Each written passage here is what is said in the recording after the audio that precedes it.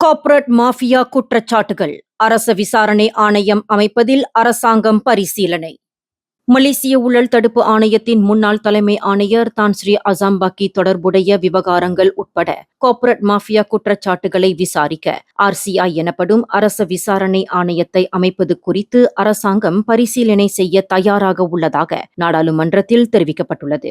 இந்த விவகாரத்தில் வெளிப்படையான மற்றும் சுயாதீனமான விசாரணை நடத்தப்பட வேண்டும் என்ற கோரிக்கைகள் எழுந்துள்ள நிலையில் அதற்கான விசாரணை ஆணையம் அமைப்பதில் அரசாங்கம் திறந்த மனப்பான்மையுடன் அணுகுவதாகவும் விளக்கமளிக்கப்பட்டுள்ளது.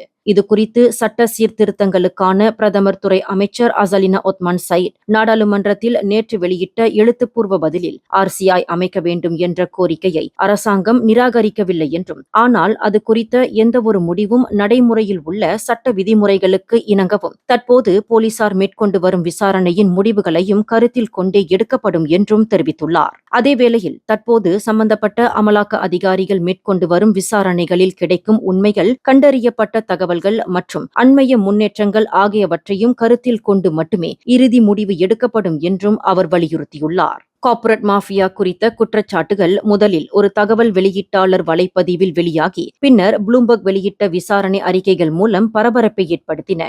நாட்டில் செல்வாக்குமிக்க சிலர் மலேசிய ஊழல் தடுப்பு ஆணைய அதிகாரிகளுடன் கூட்டாக செயல்பட்டு நிறுவன கையகப்படுத்தல்களில் முறைகேடு செய்ததாக கூறப்படும் இந்த குற்றச்சாட்டுகள் தற்போது அதிகாரப்பூர்வ விசாரணையில் உள்ளது குறிப்பிடத்தக்கது. மேலும் செய்திகளை தெரிந்து கொள்ள கீழே இருக்கும் பெல் பட்டனை அழுத்துங்கள். உங்கள் மகிழ்ச்சியை வெளிப்படுத்த லைக் மற்றும் ஷேர் செய்யுங்கள். தொடர்ந்து திசைகளோடு இணைந்திருக்க சப்ஸ்கிரைப் செய்யுங்கள்.